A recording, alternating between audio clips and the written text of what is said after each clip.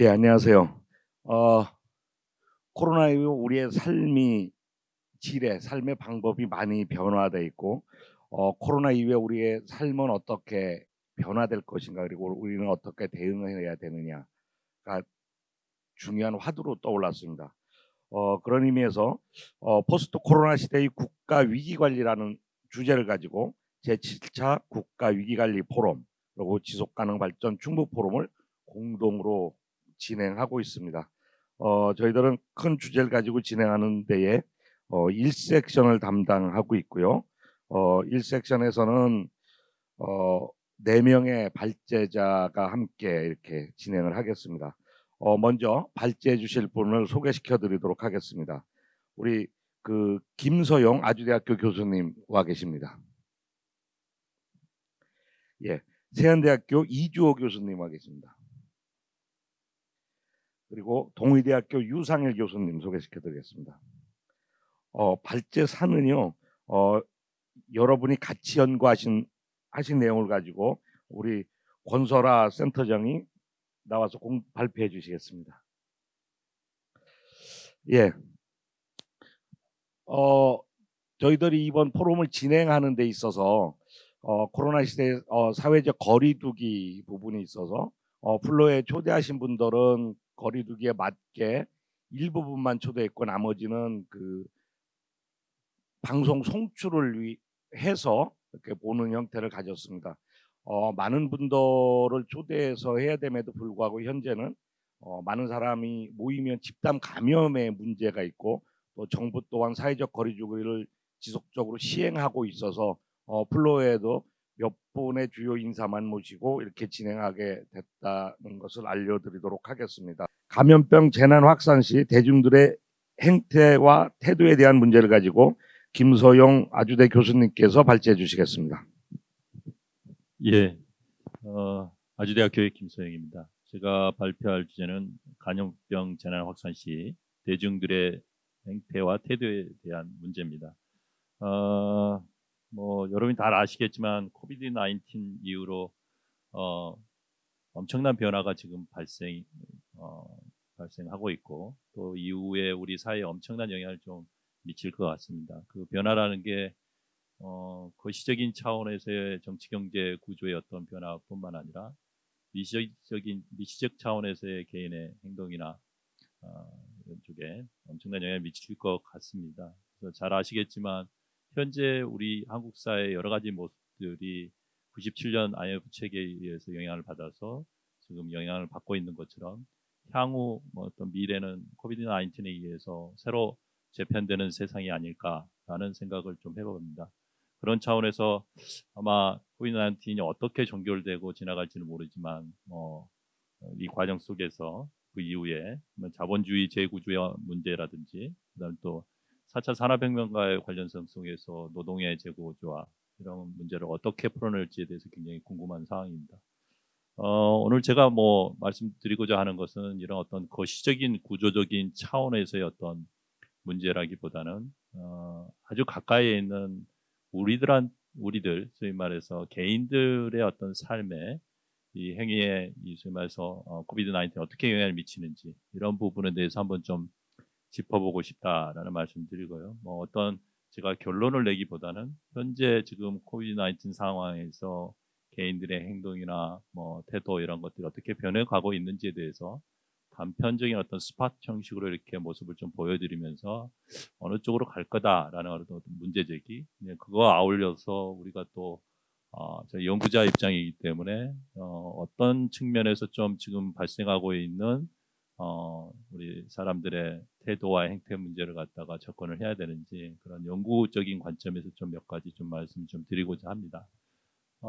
무수한 데이터들이 요즘 언론에서 나오고 있고 단편적인 그런 소식들이 들려오는데 제가 좀 아쉬운 건 아직 저희가 본격적으로 한국 내에서 이런 연구들이 본격적으로 시작되고 있지는 않은 것 같습니다.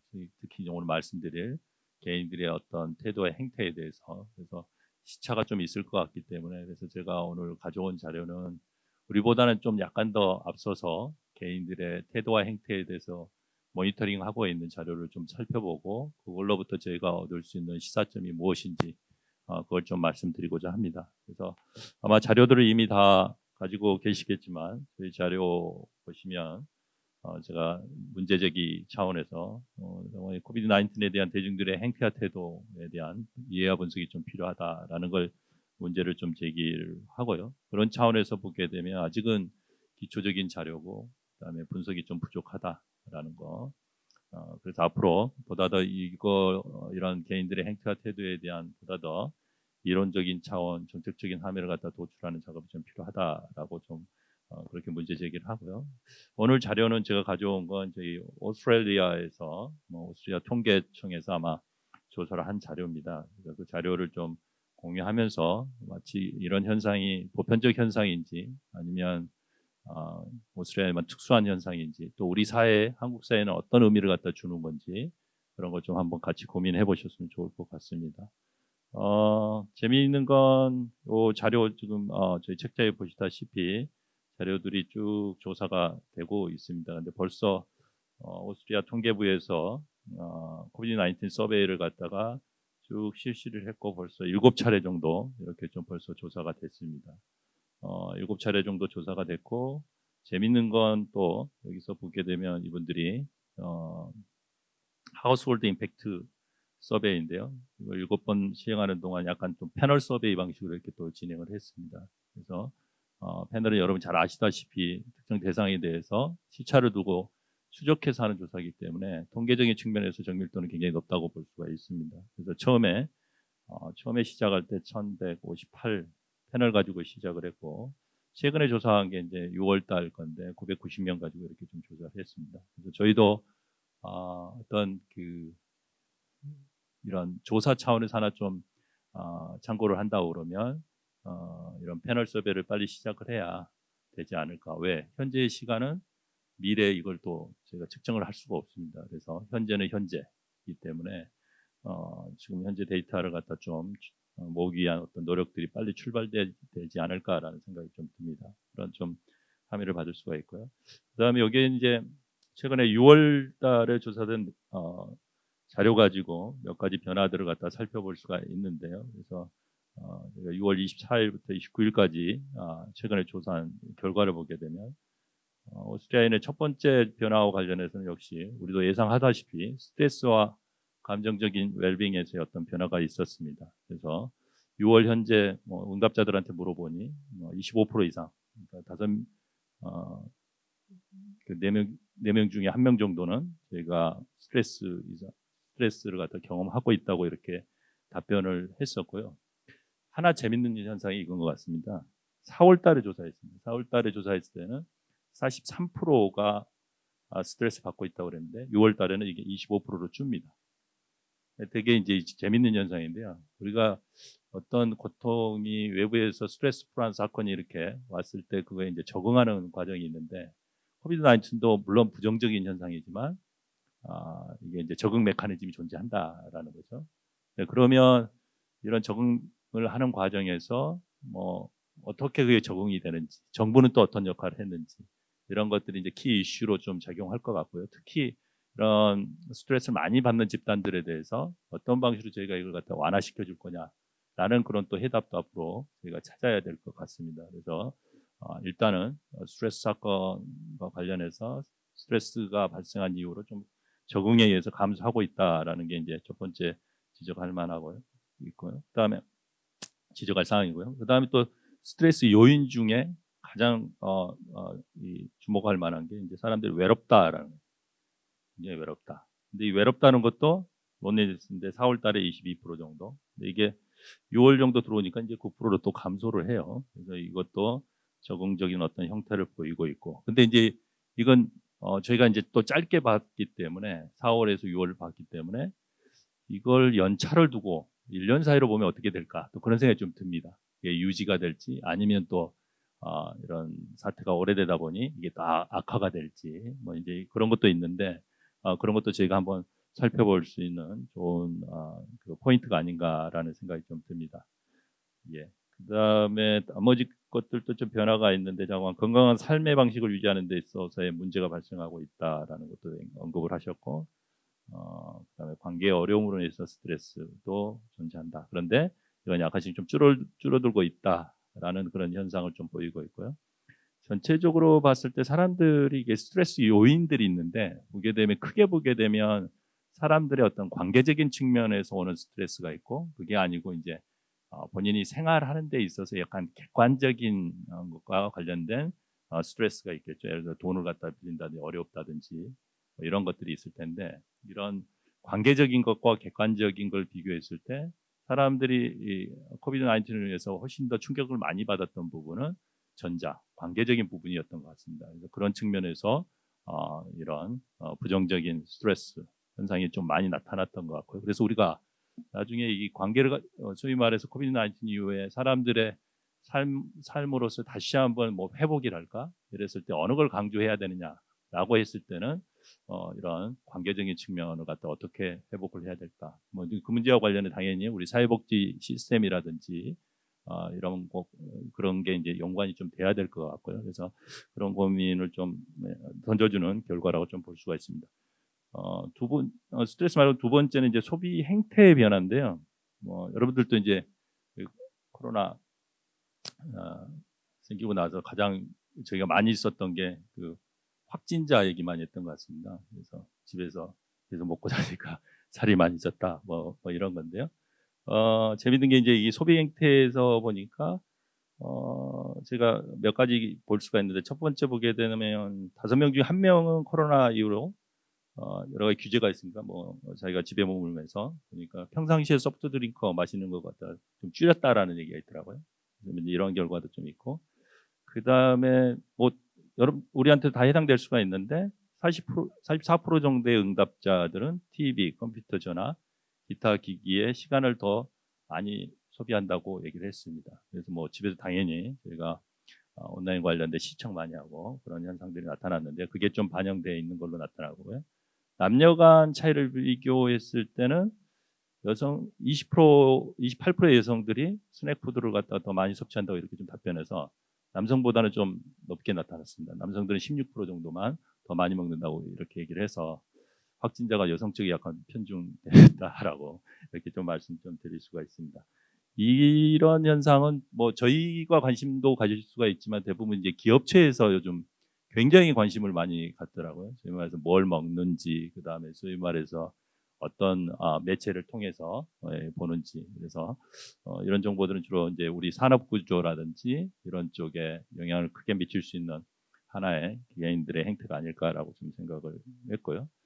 그 다음에 이제 저희하고 관련돼 있는 게 관련된 게 가장 큰 게 이걸 것 같습니다. 예방 행동입니다. 여러 가지 이제 사람들이 코로나에 대해서 대응하는 방식인데, 일단 오스트리아 케이스에서 보게 되면 여기서도 이제 사회적 거리두기 실천과 관련해서는 되게 놀랍게도 92% 정도가 실천을 한다고 이렇게 답변을 하셨어요. 그래서 이게 난 동서양이 굉장히 크게 차이 날 줄 알았더니 그건 아니고, 그 사람들도 사회적 실천 굉장히 사회적 거리두기 굉장히 강조하고 있다는 걸 알 수가 있었고요.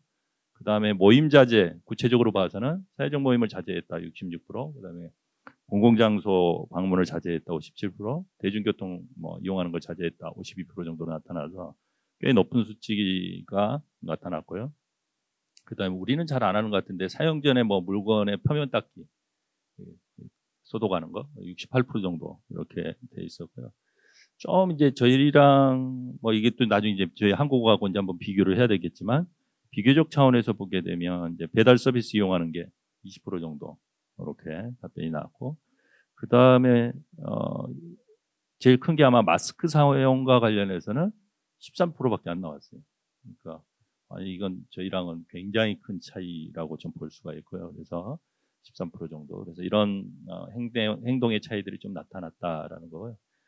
제가 지금 코로나와 관련해서 서베이를 지금 조만간 좀 시행을 할 텐데, 이런 조사 문항들을 갖다가 좀 같이 비교를 해보게 되면 저희하고의 차이, 그다음에 그런 차이의 원인 이런 걸 갖다 한번 규명해 볼 수 있지 않을까라는 생각이 좀 듭니다.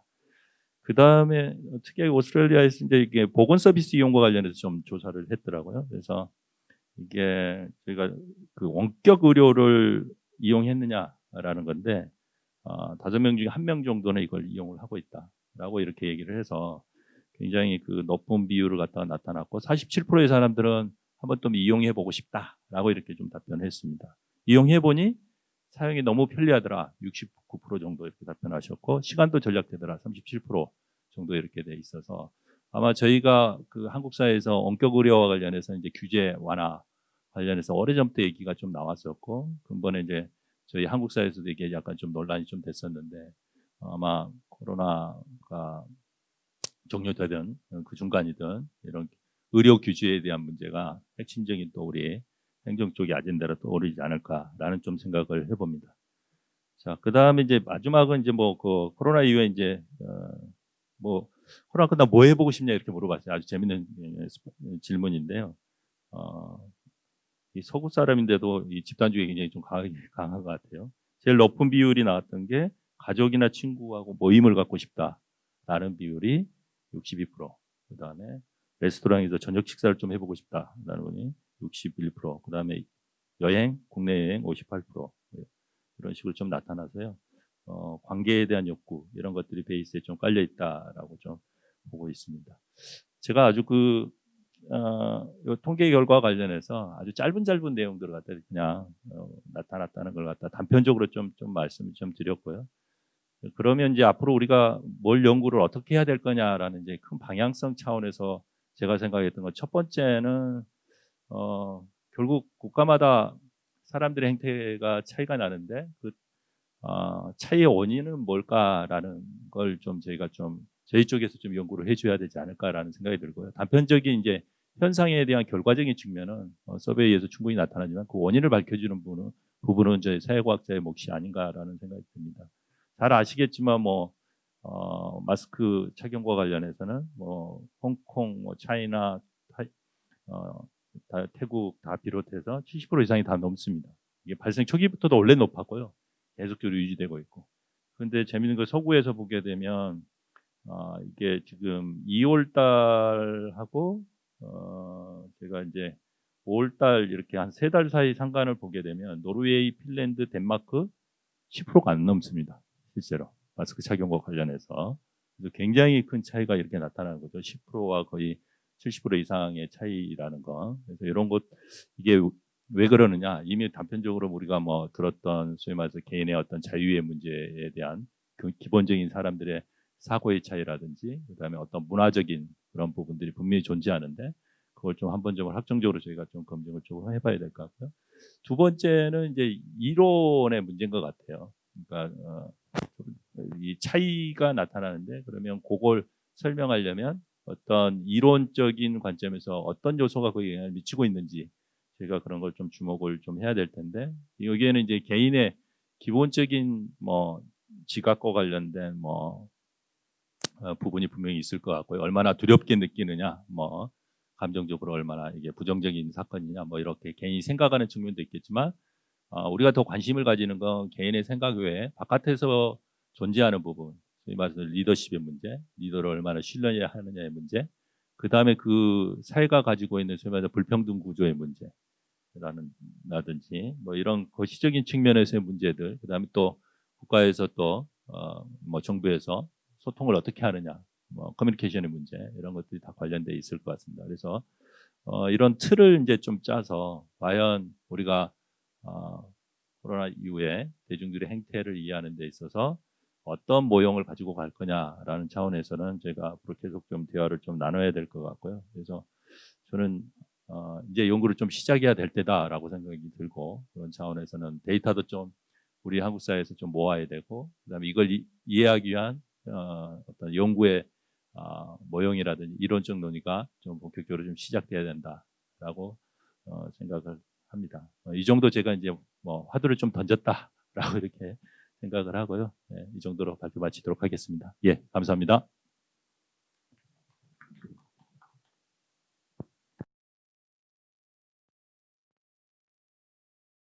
예, 감사합니다. 우리 교수님께서 그 오스트레일리아의 통계 자료를 가지고 비교 분석을 하셨고요. 아직은 뭐 심층적 연구가 부족하지만 그 연구를 통해서 우리 사회도 데이터를 모아서 보아서 지금 현재 일어나는 상황 그리고 현재 변화되는 상황을 좀 데이터로 정리할 필요가 있다. 그래서 심층적인 연구가 필요하다고 말씀해 주셨고요. 서구나 우리나 가장 중요한 게 어떤 그 가족과 대인 간의 관계 부분, 이런 관계 부분이 많은 스트레스 나타나고 앞으로 이런 관계 부분을 어떻게 할 거냐, 그리고 삶의 질의 삶의 방향, 형태가 다르게 변화하면서 우리 어떤 산업계나 여러 군데서 다양한 측면에서의 그 바라볼 필요가 있을 것 같다라고 추론을 해주셨고요. 더 많은 연구가 필요하다라고 말씀해 주셨습니다. 예, 감사드리고요. 그런 부분에 있어서 이제 또 사실은 이 코로나에 우리가 국가, 지방자치단체, 지방정부의 중요성을 이야기하게 됐고요. 각 국가의 대통령이 어떻게 하느냐에 따라서 국가의 방역 체계가 변화됐던 것 같습니다. 그런 부분에서 대통령의 개인적 위기관리 리더십 차원에서 제도적 리더십 차원으로 발전 문제를 가지고 세안대학교 이주호 교수님께서 발제를 해주시겠습니다. 예, 안녕하십니까. 세안대학교 소방역학과 교수 이주호입니다. 제가 말씀드릴 주제는 뭐 잠깐 이야기된 것처럼 대통령의 어떤 개인적 위기관리 리더십 차원에서 제도적 리더십 차원으로의 발전 문제입니다. 뭐 근본 코로나19를 계기로 해가지고 뭐 많이 나타나고 있는 혹은 언론을 통해서 바라본 어떤 국민들의 시각 속에서 나타나고 있는 대통령의 행태 문제가 많이 이제 언급이 되고 있는데요. 국내에서도 현 문재인 대통령의 어떤 그 코로나19 종식에 대한 예단 이후의 어떤 정책과 관련된 부분에 있어서 국민들의 어떤 신뢰라든지 혹은 정치적 비판이 경험됐던 부분들도 있었고요. 그에 앞서 가지고 미국의 트럼프 대통령이라든지 그다음에 현 일본의 아베 정부 역시도 이제 코로나19 상황에 대한 어떤 인식과 정책 추진이라고 하는 것들 사이에서 나타나는 소위 어떤 엇박자라고 할까요? 그런 불편한 문제들이 많이 나타나고 있습니다. 그런 점에서 봤었을 때 결국은 이제 대통령이 갖고 있는 어떤 위기관리 리더십이라고 하는 것들이 어떤 것들이 요구되어야 되는가라고 해야 하는 것에 대한 어떤 근본적인 관심이 좀 필요하지 않겠나라는 시각에서 좀 접근을 하려는 거고요. 그러다 보니까 뭐 기존의 어떤 실증적인 연구라든지 뭐 조사에 기반한다기보다는 주로 현재의 어떤 위기관리 방식이라든지 진행되고 있는 그 상황에서 발생하는 문제들을 중심으로 좀 말씀드리고자 하는 부분이 있습니다. 사실 대통령의 어떤 위기관리 능력에 앞서가지고 기존에 논의되었던 많은 재난관리라고 하는 상황 하에서의 어떤 현장 대응성의 문제 중심으로 많이 발전해 왔던 게 사실입니다. 그러니까 궁극적으로는 정책 결정자로서의 대통령의 역할도 중요하지만 그에 앞서서 재난이 발생하고 있는 현장을 중심으로 해서 현장을 지휘하는 지휘자와 그에 관계된 주무부처 장관의 역할 내지 현장 대응 능력이라고 하는 게 중요한 리더십의 요소로서 언급이 되어 왔었고요. 그러다 보니까 실제 대통령의 역할로서 혹은 대통령의 위기관리 리더십이라고 하는 부분에 대해서는 상대적으로 좀 관심이 부족했던 부분이 없지 않나라고 하는 생각입니다. 물론 학계에서는 일반적으로 대통령 정책 결정자로서의 대통령을 포함한 전체 위기 대응자의 어떤 리더십이라고 하는 부분에 대한 발전 필요성을 많이 이야기해 왔습니다만 그럼에도 불구하고 재난이라고 하는 게 그동안에 보여줬던 특수한 상황이라고 하는 것이 코로나19 이전까지만 하더라도 자연재난이나 사회재난의 양태라고 하는 것들이 특정 지역에 한정되어 있거나 혹은 특정 공간에서 발생하다 보니까 그 현장을 중심으로 대응하는 대응자의 리더십 역량을 주로 부각시켜 왔던 부분이 있고요.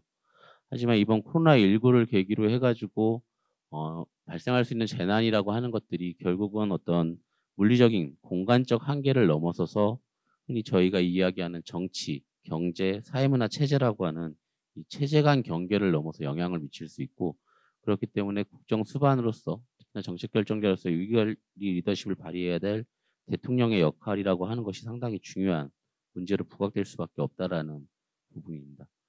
그럼에도 불구하고 뭐 언론을 통해서 많이 나타났던 것처럼 현 정부뿐만 아니라 해외 국가들에서도 이러한 문제가 사실 비일비재하게 나타났습니다. 최근에 보도 자료만 따르더라도 우크라이나의 젤렌스키 대통령 같은 경우는 이 모두 발언에서 그 언론 대응 발언에서 코로나19에 걸리고 싶다라고 하면서 스스로 극복하는 모습을 통해서 좀 희망을 주고 싶다라고 하는 이야기를 언급하게 되는데요. 사실 코로나19 자체에 대한 예방을 중심으로 하고 있는 상황에서 어떤 피해자에 대한 회복 문제를 다루기 위해서 이런 대통령이 발언을 했다라고 하는 문제, 그리고 이런 것들이 사실 정책에 있어서의 불안감을 오히려 높이는 망언으로 이제 제시가 되기도 했었고요. 미국의 트럼프 대통령 같은 경우는 사실 마스크 착용조차도 상당히 오랜 기간 거부를 해오다가 최근에 와서 이제 마스크 착용을 하고 있습니다만, 그 과정에서 이제 백신 개발이라든지 혹은 뭐 이제 전문가들과의 대담 속에서 살균제 인체 주입이라고 하는 것들에 대한 어떤 검토 필요성, 이런 것들을 너무 쉽게 내뱉는 과정으로 인해 가지고 사실 정치적 비판을 받기도 했었고요. 일본의 아베 총리 같은 경우는 코로나19라고 하는 것이 어떤 인생에 있어서 주요한 자산이 될 수 있다라고 하는 언급을 통해서 오히려 국민들부터 많은 비판을 받기도 했었고요. 말씀드렸던 것처럼 문재인 대통령 같은 경우도 코로나19가 곧 종식될 거다, 따라서 이제 경제 회복으로 가야 된다라고 하는 언급을 2020년 2월 13일 날 발언을 한 바가 있습니다. 그런데 아시는 바와 같이 현재까지도 코로나19라고 하는 것이 계속되고 있고, 대통령의 발언 시점이 뭐 저희가 대학에 있습니다만 교육 관계자 입장에서는 교육부라든지 주요한 정부 부처들이 정책을 결정해야 하는 과정에서 대통령의 이러한 상황 인식이라고 하는 게 결국은 어떤 교육 현장에서 교육을 전달하는 데 있어서의 문제로까지 연결되는 그런 것들을 저희가 보아왔었기 때문에, 그런 점에서 좀 결과적으로 대통령이 가져야 될 위기 관리에 대한 문제가 좀 주목받을 필요가 있다라고 하는 부분을 좀 부각하고 싶고요. 그런 점에서 좀 문제점 중심으로 말씀을 드리면은 사실 기존의 어떤 대통령의 위기 관리 능력이라고 하는 부분은 지극히 개인적인 역량 중심으로 저희가 다루어 왔다는 부분입니다. 그러다 보니까 주로 어떤 개발의 혹은 교육의 요소로서 다루어지기보다는 그 타고난 개인의 능력으로서 대통령의 위기 관리 능력을 평가하는 것들이 일반적이었다라고 하는 거고요. 반면에 그렇게 하는 과정에서 교육의 차원의 문제 내지 교육 훈련의 문제라고 하는 것들은 서두에 말씀드렸던 것처럼 위기 대응 현장에서 대응하는 대응자를 중심으로 해가지고 리더십을 교육하는 형태로 교육 과정이 운영되어 오고 있는 문제점들이 있습니다. 특히나 이제 사실 말씀드렸던 것처럼 재난이라고 하는 특성이 기존까지 주로 이제 현장 중심으로 많이 발생하는 특성들이 있었고요. 그러다 보니까 저희가 자꾸 현장에 대한 문제를 중심으로 해가지고 지휘 체계의 문제라든지 관리의 문제라든지 이런 것들을 주로 현장에서 활동하는 대응자에게서 요구하는 리더십으로 부각시켜 온 것이 사실입니다. 근데 이제 말씀드렸던 것처럼 현재 발생하고 있는 코로나19가 갖고 있는 문제는 결국은 어떤 위기 관리라고 하는 게 그 현장의 피해 내지 상황을 해결하는 차원을 넘어서서 각 체제 간의 문제로 복잡하게 얽혀 있고, 그러다 보니까 사회적 영향이라든지 파급 효과가 상상 이상으로 크다라고 하는 부분이죠. 그럼에도 불구하고 교육 과정이 실제적으로 보면은 국가 민방위재난안전교육원에서 주로 교육하고 있는 교육 과정 같은 경우도 정무직에 대한 교육은 사실상 거의 없고요. 주로 이제 고위 공무원단에 대한 즉 간부급 이상에 대한 리더십 교육에 대한 것들이 일부 포함되어 있거나 주로 실무 담당자에 대한 교육만 제공하고 있습니다. 또한 위기관리 체계상으로다가 대통령을 최상위 위기 대응 조직 기구로 매뉴얼상에서는 정하고 있습니다만, 사실 위기관리 표준 매뉴얼이라든지 위기 대응 실무 매뉴얼이라든지 하는 상에서 대통령을 포함한 청와대가 주요한 결정 기구로서 언급이 되고 있음에도 불구하고 이들에 대한 역할조차도 규정을 하지 않고 있는 게 현 매뉴얼의 운영 체제라는 거죠. 그만큼 어떤 상황을 관리하고 하는 데 있어서 대통령 본인에 대한 어떤 문제는 그동안 많이 이제 부각되지 않고 주로 현장을 관리하고 있는 관리자들에 대한 문제들만 계속되고 있다라고 하는 부분. 또 한 가지는 사실 이제 어떤 위기 상황을 극복하는 과정에서 커뮤니케이션 문제를 많이 언급하고 있는데, 이런 부분에 있어서도 주로 이제 대응을 담당하는 담당자가 소속된 기관, 기관장이라든지 장관이라든지 혹은 중앙재난안전대책본부장을 중심으로 해가지고 언론 브리핑이 많이 이루어지고 있는데, 대통령도 보셨던 바와 같이 간간히 이제 위기 상황에 대한 본인의 인식이라든지 상황 판단 등을 언론을 통해서 이야기하고 있습니다만, 이런 대통령이 이야기하는 어떤 위기 관리에 대한 커뮤니케이션에 대한 논의는 사실 전혀 이루어지지 않고 있다라고 하는 문제도 마찬가지로 같이 안고 있다는 게 현 저희가 갖고 있는 어떤 대통령 위기관리 리더십에 대한 논의의 문제라고 생각이 됩니다. 즉 그동안 지나치게 개인의 역량으로만 취급하고 너무 어떤 제도화된 형태로 다 발전시키고자 하는 노력이 없지 않았는가. 특히나 이러한 문제는 결국 선출직으로 이루어지는 대통령이 갖고 있는 위기관리 리더십을 평가할 수 있는 사전 단계가 없는 상황에서 결국은 재난이라고 하는 특수 상황에서 대통령의 위기관리 리더십을 확인할 수밖에 없는 가정하에 있기 때문에 더더군다나 어떤 그 개인의 역량, 위기관리 역량이라고 하는 게 대통령 차원에서 부족하다라고 한다면 위기관리에 대한 어떤 성패 문제가 반드시 이제 패착으로 가는 문제를 겪을 수 있다라고 하는 거죠.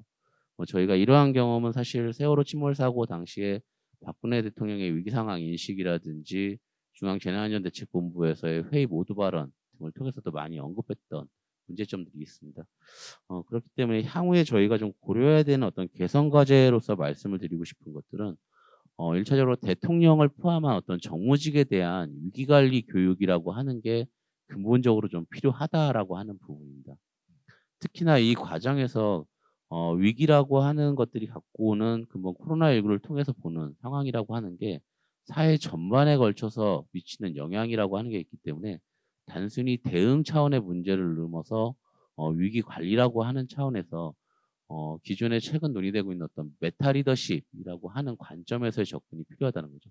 즉 주위의 자원이라든지 전문 인력을 충분히 활용할 수 있는 가운데서 대통령이 이러한 주변 자원을 활용하는 가운데 좀 상황을 극복할 수 있는 어떤 능력들이 요구되는 교육 과정이 좀 이루어질 필요가 있고 이런 교육의 대상이 정무직과 대통령으로 좀 확대될 필요가 있다라고 하는 거고요. 그다음에 말씀했던 것 중에 하나로서 어떤 매뉴얼 상에 단순히 조직표를 그리는 차원을 넘어서서 실제 이 매뉴얼에 포함하고 있는 조직뿐만 아니라 개인의 역할로서 대통령과 청와대 명확한 어떤 컨트롤 타워로서의 역할과 리더십 기능에 대한 부분들이 좀 재정이 될 필요가 있다라고 하는 부분입니다. 따라서 이런 점에서 어떤 대통령과 정무직에 대한 위기관리 교육의 정교화라고 하는 게 좀 필요하겠다는 제언을 드리고 싶고요. 또 하나는 대통령의 위기 상황 관리를 위한 어떤 메타 리더십에 대한 전문적인 연구기관들이 점점 좀 설치될 필요가 있지 않은가. 그다음에 유형별 위기관리 표준 매뉴얼이라든지 위기 대응 실무 매뉴얼에 빠져 있는 어떤 대통령의 역할 문제에 대한 매뉴얼화 방안. 그다음에 위기관리 전문 정책대학원 설치를 통한 교육 심화라든지 대통령을 보좌할 위기관리 전문 인력 양성을 하기 위한 전문화된 프로그램들이 좀 더 고도화될 필요가 있겠다라고 하는 부분을 좀 제언드리고 싶습니다. 그래서 좀 동거 반복적인 부분도 있고 합니다만 실제 어떤 대통령에 대한 위관리 리더십 차원의 논의가 그동안 연구에서도 그렇고 대부분 많이 부족했다라고 하는 청은 있고요. 또는 결국 이제 지나치게 현장만을 부각하다 보니까 현장에 참여하는 대응자에 대한 리더십만 너무 논의되고 있는 과정 속에서 결국은 이제 국가 수반에 대한 어떤 리더십을 한 단계 끌어올리기 위한 제도화 차원의 리더십 교육이 필요하다라고 하는 부분을 좀 강조하고 싶었습니다. 이상으로 발표를 마치겠습니다.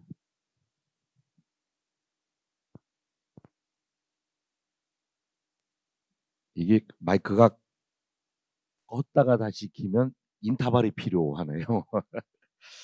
예, 이번 코로나 이후에 그 많은 사람들이 그런 이야기를 합니다. 대통령이 얼마나 소중한가, 각 국가의 수반이 얼마나 소중한가, 그리고 어떤 사람을 뽑아야 되는가에 대해서 절감을 하는 기회였었다고 합니다. 물론 대통령이나 지방자치단체장을 뽑는데도 대단히 중요했었고 그동안 뭐 우리가 아니라 전 세계적으로 마찬가지로 정파에 속해서 뽑았다면 진짜 국민을 위한 위기관리 능력이 있는 대통령을 뽑는 거는 국민 개개인의 삶을 보장한다라는 측면에서 대단히 중요했던 것 같고요.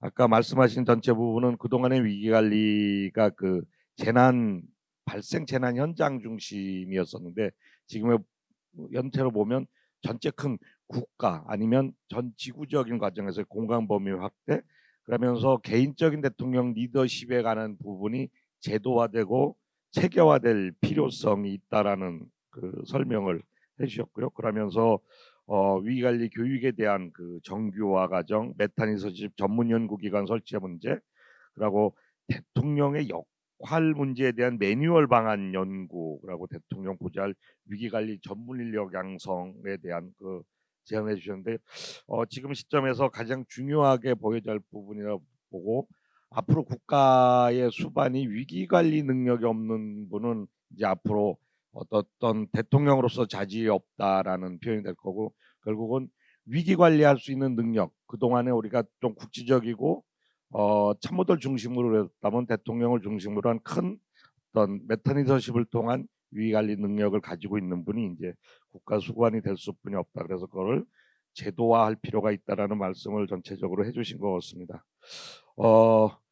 그러한 의미에서 그럼 국가와 또 지방 정부와의 여러 가지 다양한 그 관계가 있을 텐데요. 지방 정부의 재난 위기 관리 컨트롤 타워 운영 체계와 효율적인 운영 방안을 주제로 동의대학교 유상일 교수님께서 발제해 주시겠습니다. 지방정부의 재난 위기관리 컨트롤 타워 운영 체계와 효율적인 운영 방안에 대해서 발표할 동의대학교 소방방재행정학과 류상일 교수입니다. 일단 그 컨트롤 타워가 위기관리 컨트롤 타워가 잘 운영되기 위해서는 사실은 두 가지 핵심적인 사항이 있습니다. 첫 번째는 재난이 발생했을 때 코로나19를 포함해서요. 어떤 재난, 이 재난의 수준이 어느 정도로 볼 거냐는 겁니다. 그 재난을 일단 파악하는 게 첫 번째고요. 그것과 관련된 게 사실은 위기 경보 단계라고 볼 수 있습니다. 우리가 관심, 주의, 경계, 심각이죠. 그래서 심각 단계로다가 어떤 때 올릴 거냐 이런 게 이제 중요하고요. 그 다음에 두 번째는 이 재난의 어떤 수준이 결정됐으면 우리가 이제 어떻게 대처할 거냐는 겁니다. 그래서 가령 재난 및 안전관리 기본법에 보면 뭐 중앙 재난안전대책본부가 언제 가동될 거냐, 중앙사고수습본부가 언제 가동될 거냐의 문제인데요. 이 두 가지 측면에 있어서 우리나라는 크게 약간 좀 미스를 범하고 있는 것들이 있습니다. 첫 번째, 그 재난의 수준을 어떻게 볼 거냐인데요. 이게 관심주의, 경계, 심각, 그 위기 경보 단계에 격상되는 데 있어서 판단이 되게 자의적입니다. 이게 법적인 뭐 규정을 잘 따르지 않기 때문에 몇몇 사람들에 의해서 이게 수준이 막 결정되고 그렇기 때문에 중앙정부와 지방자치단체 간의 통일성이 좀 부족하고요. 각 부처 간에도 통일성이 부족합니다. 그러니까 어느 부처에서는 뭐 심각 단계로 보는데 어느 부처에서는 주의 단계로 보고 이런 식으로 좀 약간 맞지 않는 부분이 생기고요. 두 번째는 그 위기를 대처하는 입장에서도 사실 중앙재난안전대책본부장이 특별한 일이 있지 않는 한 이제 행정안전부 장관이 되죠. 근데 코로나19 같은 경우는 중앙사고수습본부장이 보건복지부 장관이 되는데 이때 사이에도 같은 장관급 레벨끼리 중앙재난안전대책본부장이 중앙사고수습본부장을 지휘통제하는 이런 어떤 잘 맞지 않는 체계상도 문제가 됩니다. 지금 말씀드린 두 가지는 중앙정부 차원이기 때문에 지방정부 수준과 연관이 됨에도 불구하고 지방정부 차원에서 이거를 당장 어떻게 개선할 방법은 없고요. 이 뒤에 이제 다른 발제 교수님들께서 이거하고 관련된 건 발표를 해드리기 때문에 제가 발표드릴 부분에서는 지방정부 차원에서 위기관리 컨트롤 타워에서 어떤 문제점이 있었는지 중심으로 발표를 드리겠습니다. 첫 번째는 이번에 코로나19가 발생했을 때 가장 첫 번째로다가 급격한 피해를 입은 지역이 대구광역시였습니다. 그랬을 때 대구광역시가 정말 대처가 늦장이었다. 선제적으로 대응하지 못했다라는 말이 많이 나왔습니다. 그래서 위기관리 컨트롤 타워가 실패한 거 아니냐 이런 신문 기사들이라든가 이런 것들이 많이 나왔는데요. 그 세부적인 이유로다가 많은 학자들과 기사들이 어떤 걸 꼽고 있었냐면 일단 의사결정 체계가 전문성이 있지 못했다는 겁니다. 어떤 사실적인 어떤 팩트에 근거한 정보에 입각을 해서 우리가 위기 경보 단계도 결정하고 뭔가 대책 방안도 마련해야 되는데 일단 의사결정 체계가 빨리 가동되지 못했고 전문적이지 못했다라는 걸 문제점으로 제기를 하고요. 두 번째로다가는 어떤 지자체에서 병원이나 감염병 전문가들입니다. 대구에서는 동산병원이라든가 등등 많은 병원들의 감염병 전문가들하고 뭔가 매끄럽게 협력 체계가 가동되지 못했다는 겁니다. 그래서 지방자치단체는 지방자치단체 수뇌부대로 따로 놀고 병원 감염병 전문가들 의견을 잘 받아들여지지 않았던 게 어떤 문제라고 보고 있고요. 이런 걸 포함해서 위기 관리에 있어서의 소통이 좀 부재하고 실패했다. 이런 문제점들이 제기가 되고 있습니다. 그리고 또한 지역 감염 관리 당국이라고 할 수 있는 보건소의 역할이 미흡하다라는 말, 이런 문제점들이 많이 이제 제시가 되고 있었습니다. 그리고 지방 정부가 재난에 있어서의 어떤 대응의 최일선 기관임에도 불구하고 사실은 지방 정부뿐만 아니라 지방에도 보면 많은 부처들이 연관되어 있습니다. 보건소라든가 소방이라든가 의료기관, 경찰들 많이 연관이 되어 있죠. 그런데 이런 기관들 간의 사전에 협력 시스템이 잘 가동되지 못했다. 이런 의견들이 많이 문제점으로 제기가 됐습니다. 그리고 가장 어떤 중요한 문제점으로 제기된 건 뭐냐면 의료 전문가를 포함해서 지역에 있는 전문가 집단, 전문가 그룹이죠. 이들의 어떤 자문이라든가 이들의 실질적인 참여, 이런 걸 이끌어내지 못했다라는 문제점들이 좀 많이 제기가 됐었습니다. 그리고 나서 이거 국민들하고도 연관돼 있고요. 지방정부의 위기관리 컨트롤타워 운영과에도 연관이 되어 있는 건데, 가령 국민들도 혼란스러웠던 게 뭐냐면 확진자들의 정보 공개입니다. 이 정보 공개가 성별이라든가 연령, 거주지, 교통수단, 마스크를 썼느냐, 환자 이송이라든가 방문 장소에 방역이 되었느냐, 이런 것 등을 중심으로 공개를 하는데요. 사실 개인정보라든가 이런 부분도 있기 때문에 국가인권위원회에서 공고사항도 감안을 해서 사실은 중앙방역대책본부에서 정보공개 가이드라인을 마련해서 지방자치단체에 배포를 했습니다. 그럼에도 불구하고 각각 지방자치단체별로 정보가 많이 달랐습니다. 공개한 정보가 상이해서 일반 시민들은 좀 약간 그 정보에 있어서 헷갈릴 수밖에 없는 그런 문제점들이 제기를 됐었거든요. 이건 곧 각 지방자치단체가 컨트롤타워를 제대로 가동하지 못하는데 또 빌미를 제공했다고 보여집니다. 가령 나이 표기에 있어서도 어디는 몇몇 세, 어디는 몇 년생, 어디는 몇몇 대, 20대, 30대 이런 식으로 표기가 다 달랐거든요. 그리고 집 주소 공개에 있어서도 어느 지역은 무슨 동까지만 표기를 하고요. 어느 자치단체는 무슨 동, 무슨 아파트 단지까지 구체적으로 표기를 한 데도 있었고요. 이동 중에 마스크 착용도 했다 안 했다 정도 간단하게 하는 데도 있지만 상세적으로 공개한 데도 있었습니다. 그리고 동선 공개도 제각각 달랐습니다. 제가 지금 학교는 부산광역시에 있고 거주지는 경남 양산시에 있고 부모님들은 청주시에 있어가지고 세 군데는 제가 항상 정보를 보거든요. 걱정이 돼가지고 확진자가 얼마나 늘어났는지, 최근 확진자는 어떤 분인지, 동선이 어땠는지 이렇게 체크를 해보면 부산광역시하고 경상남도하고 충청북도하고 다 다릅니다. 그래서 제가 보기에도 좀 약간의 차이점, 보기가 좀 불편함, 이런 것들이 있습니다. 이건 꼭 지방자치단체에서 어떤 컨트롤타워를 제대로 가동하는데도 많은 애로사항이 있을 겁니다. 서로 정보가 다르기 때문에요. 자치단체별로요. 그래서 제가 말씀드리고 싶은 내용은 뭐냐면 지방정부가 그래서 위기관리 컨트롤타워를 제대로 가동을 하기 위해서는 첫 번째로다가는 어떤 선제적인 대응을 하기 위해서 사전 역량을 강화하는 게 중요하다고 저는 판단합니다. 어떤 말씀이냐면 전문가 그룹을 참여를 시켜서요. 의사결정을 하는 데 있어서 전문성과 독립성을 확보해야 됩니다. 그래서 위기 경보를 빨리빨리 발령할 수 있고 어떤 대책을 제대로 된 대책이죠. 전문가들의 힘을 빌어서 제대로 된 대책을 빨리빨리 제시를 해야지만 그 재난이죠. 코로나19를 포함해서 어떤 재난을 잘 막을 수 있다라고 생각을 합니다. 그리고 두 번째로다가는 말씀드린 것처럼 정보 공개를 좀 표준화할 필요가 있다고 생각합니다. 그래서 각 자치단체별로다가 서로 협의를 통해서 정보 공개가 표준화되고 공개하는 정보가 포맷이 같아야지만 시민들도 혼란스럽지 않고요. 중앙정부도 혼란스럽지 않고 자치단체 간에도 협력이 더 잘 될 겁니다.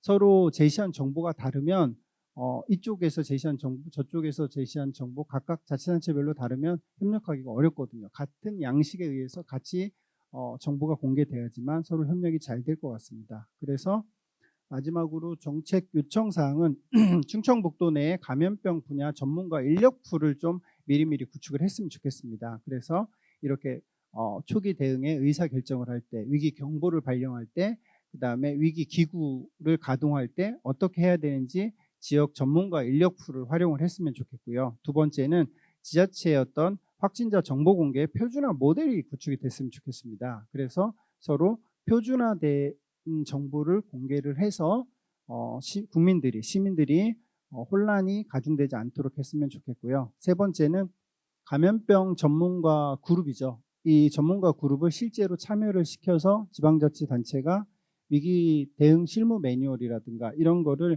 만들 때 좀 실질적인 참여를 했으면 좋겠습니다. 그래야지만 행정적으로 형식적인 위기 관리 매뉴얼이 아니라 실질적으로 우리가 써먹을 수 있는 제대로 된 매뉴얼이 나올 거라고 생각을 합니다.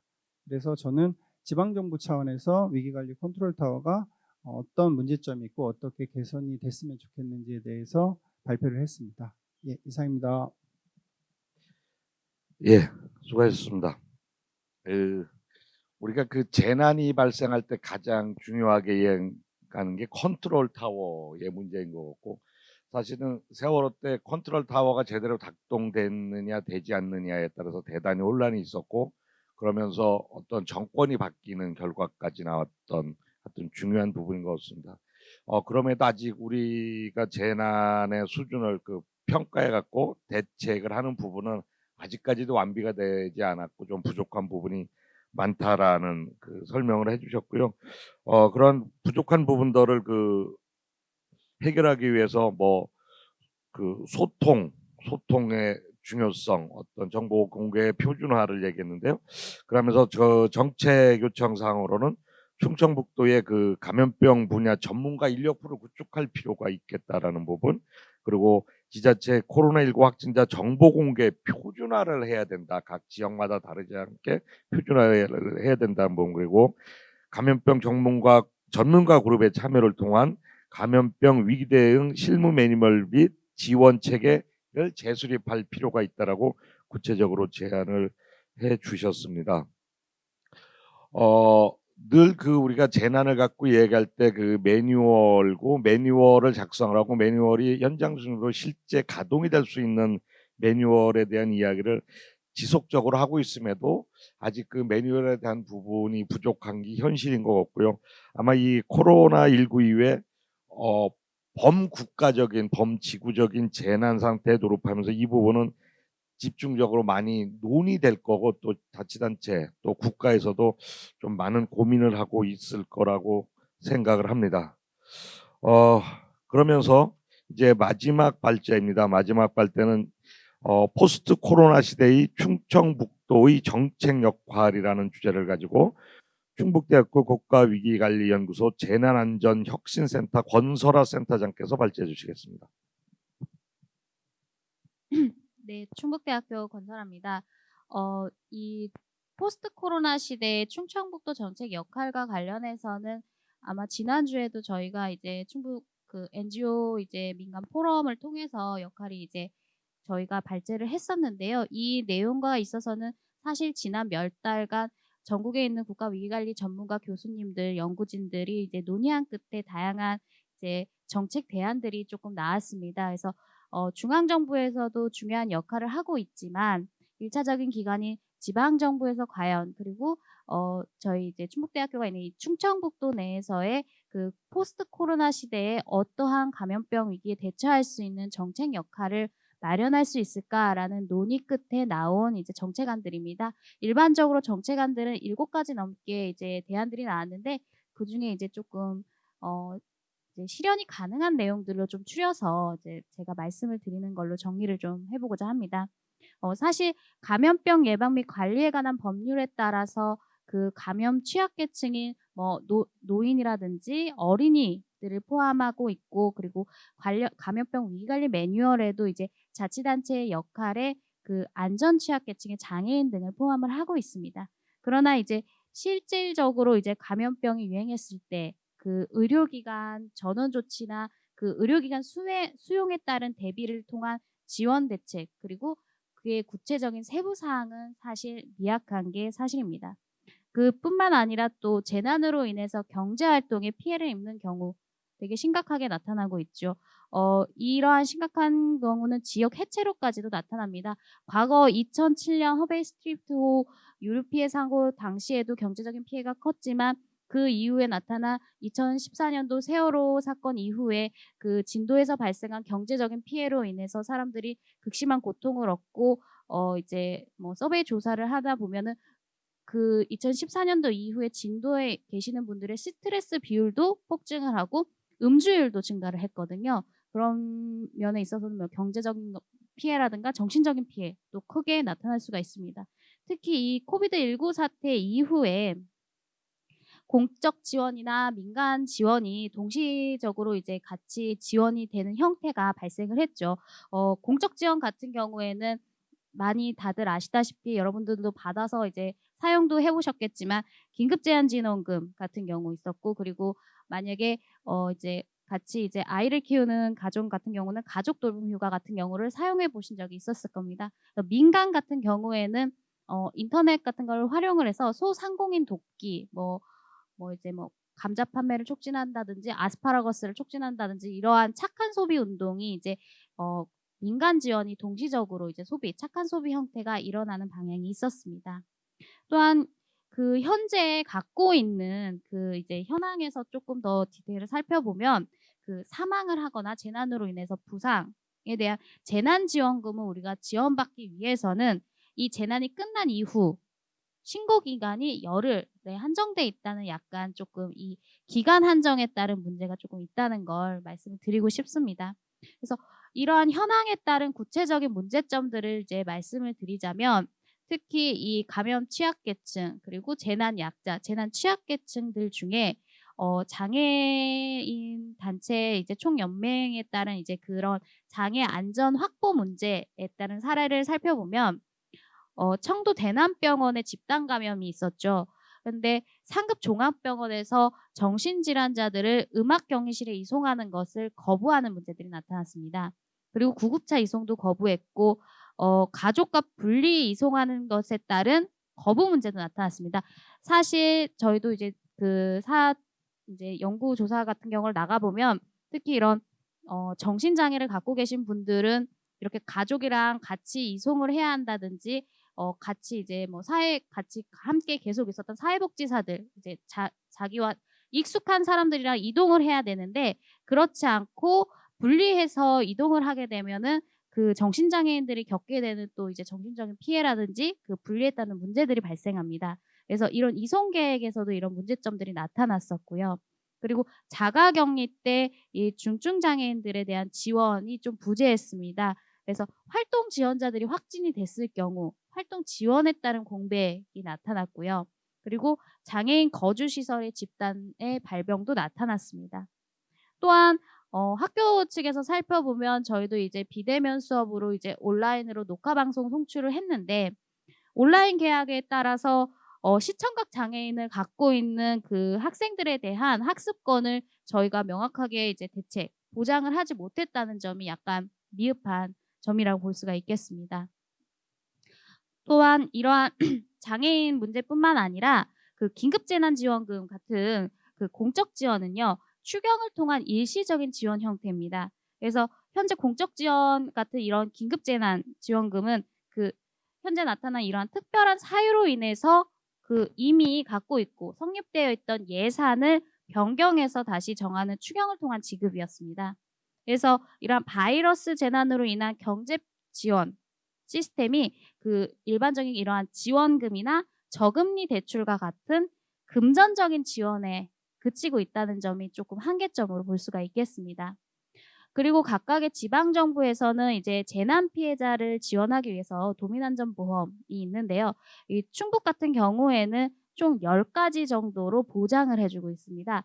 이 구체적인 이제 보장 내용은 뭐 폭발, 화재, 붕괴, 혹은 뭐 대중교통 이용 시, 그리고 뭐 강도를 당했을 경우, 그리고 뭐 자연재난으로 인해서 사망했을 경우, 그리고 스쿨존에서 또 교통사고가 났을 경우, 그리고 농기계 사고 뭐 이런 것들로 이제 한정이 되어 있는데요. 이런 것들을 살펴보면은 아무래도 법이 규정하는 이 자연재난 그리고 사회재난을 전반적으로는 포괄하지 못하고 있다는 점, 그리고 이러한 이제 보장하는 것들은 이제 기존에 갖고 있던 교통보험이라든지 안전보험에서 할 수 있는 영역에서 충분히 해소할 수 있는 건데 이제 보장을 한다는 점이 이제 약간 구체성이 좀 떨어진다고 볼 수가 있겠습니다. 그래서 이 충청부터 차원에서는 좀 이제 감염병 위기 발생 시 안전 취약계층의 지원 체계 구축이 좀 필요하고 이러한 바이러스 재난 피해자를 조금 지원할 수 있는 안전보험을 개편해야 되지 않을까라는 게 필요합니다. 그리고 재난 후에 관련 사망 그리고 부상에 대한 재난지원금을 이 열흘로 묶여져 있던 것들에 관련한 조례를 조금 제정하거나 개편하는 방안이 필요하지 않을까 싶습니다. 그래서 구체적인 정책 요청 사항을 이제 정리를 해서 말씀을 드리면 충청부터 안전관리 민간협력위원회의 장애인 구성 의무화하는 방안을 조금 제안을 드리고 싶습니다. 그래서 장애인 전문가 또는 장애인 민간위원 구성의 의무화가 필요한데요. 이 장애인뿐만 아니라 이제 그 논외로 다른 걸 말씀을 드리자면 얼마 전에 이제 여성도 이제 재난 취약계층으로 살펴보고자 해서 여성 레질리언스와 관련된 서베이를 진행을 한 적이 있습니다. 그래서 여성이 과연 재난에 취약한 계층인가라는 거를 하기 위해 서베이를 했는데 조금 연구 결과 조금 재밌는 연구 결과가 나온 게 저희는 여성들이 뭐 경제적으로 남성보다 취약해서 혹은 신체적으로 취약해서 재난에 취약할 것이다라는 서베이 결과가 나올 것이라고 예상을 했는데 그 예측 결과는 의사결정권, 정책 결정권에 의사결정권자나 정책 결정권자의 여성이 포함되어 있지 않기 때문에 정책을 만들고 법을 만드는 데 있어서 그러한 취약성이 담보되어 있지 않다. 그래서 경제적이거나 신체적으로 재난에 취약한 것이 아니라 이런 정책 결정권, 의사결정권적으로 취약하다라는 게 되게 높이 서베이가 나왔습니다. 그래서 여기서도 마찬가지로 이런 의사결정권, 정책 결정권에 따른 이 장애인 전문가나 장애인 민간위원회 그 의무를 좀 구성을 의무화시켜서 이분들이 이제 정책을 만들고 법을 만드는데 직접적으로 이제 활동을 할 수 있도록 하는 것들이 이제 필요하다고 볼 수 있겠습니다. 그리고 실질적으로 재난을 발생했을 때 이러한 취약계층들이 갖고 있는 보호 대책에 따른 실제 생활안전 욕구 조사에 따른 수요 조사가 필요하다고 생각합니다. 그리고 충청부터 내 중증장애인 대상 의료 지원 연결망 구축이 좀 필요한데요. 감염병 환자가 이제 지속적으로 증가하고 있고요. 지정 상급병원 환자의 전원 조치 및 응급 의료 서비스 전달 체계 제약 시 의료 지원 대체 수단을 마련하기 위한 도 의료기관 내 네트워크 구축이 좀 필요하다고 볼 수가 있겠습니다.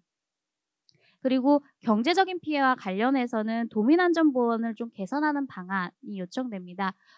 이 포럼 일전에 있었던 이제 충북 포럼을 통해서도 나온 내용들인데 이러한 도민안전보험 제도를 이제 뭐 지방 정부에서 이제 한정해서 하고 있는 것뿐만 아니라 이런 안전보험 제도 개편을 통해서 민간 영역이 조금 어느 정도 들어올 수 있는 부분도 섹터를 만들어줘야 되지 않을까라는 경우 이제 것들이 이제 논의가 된 상황들이 있습니다. 그래서 이러한 조금 패러다임이 변화가 돼야 되지 않을까라는 생각이 조금 들고요. 그래서 현재 갖고 있는 도민안전보험을 조금 어떻게 하면 좀 발전시킬 수 있을까라는 생각이 필요하다고 싶습니다. 그리고 현재 갖고 있는 이 재난지원금을 받기 위해 그 이제 규정이 되어 있는 이 재난 종료 후 열흘 이거를 좀 폐지하는 방안이 어떨까라는 게 이제 연구자들에 따른 의견으로도 나왔습니다. 그래서 이러한 충청북도가 재난으로 인해서 사망을 하거나 부상을 당하거나 그리고 구호 지원에 있어서 좀 끝까지 책임을 진다는 신뢰도 향상을 위해서는 이러한 상계의 정책 요청 사항이 조금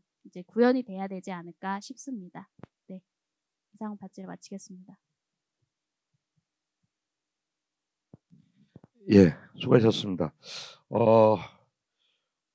코로나와 재난을 통해서 우리 정신적인 정신 건강의 문제 그리고 경제적으로다가 얼마나 힘들어지는지의 문제 그리고 전국적인 사례를 중심으로 해가지고 그리고 장애인의 어떤 대피나 학습권의 문제를 가지고 우리 충청북도에서는 어떠한 거를 준비해야 되는가에 대한 정책 요청을 이렇게 해주셨는데요. 특히 재난 피해자 어떤 감염병에 대한 취약계층을 중심으로 장애인들의 안전관리를 해서 민간 협력위원회를 구성을 하고 거기에 장애인 구성을 의무화해야 된다. 그런 부분은 중요하게 의사 정책 결정을 하는 데 있어서 취약계층이 빠져 있음으로 해서 하는 불평등이 많았다라는 새로운 제안을 해주셨고요. 그리고 의료 지원의 연결망 구축 네트워크가 중요하다. 그리고 위기 대응 매뉴얼 및 지원 체계 수립이 필요하다라는 거고, 좀 중요하게 이야기해 주신 게 도민 안전보험 제도를 조금 더 구체화시키고 보장 항목을 개편해야 된다라는 말씀을 해주셨습니다.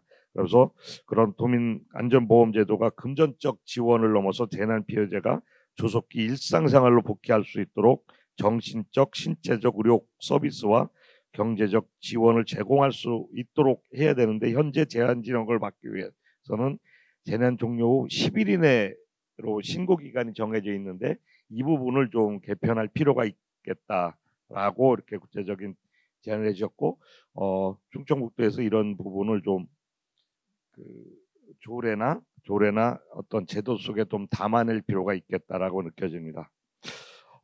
이렇게 네 분의 발제를 모두 마쳤습니다. 전체적으로 감염병으로 우리가 지금 우리 대한민국을 흔들고 있는 코로나 코비드19 사태로 인한 어떤 우리 대중들의 행태와 태도 문제를 오스트레일리아의 어떤 통계자료를 갖고 설명한 내용을 좀 들으셨고요.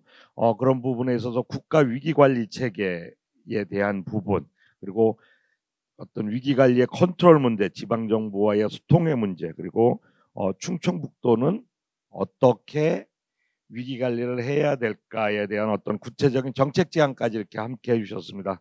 이것으로서 우리 1섹션을 모두 마치려고 합니다. 우리 발제단장님들 동의하시나요? 예. 그러면 우리 제7차 국가 위기관리 포럼과 지속가능 발전 충북 포럼이 공동으로 주최하는 포스트 코로나 시대의 국가 위기관리 1섹션을 이것으로 모두 마치도록 하겠습니다. 감사합니다.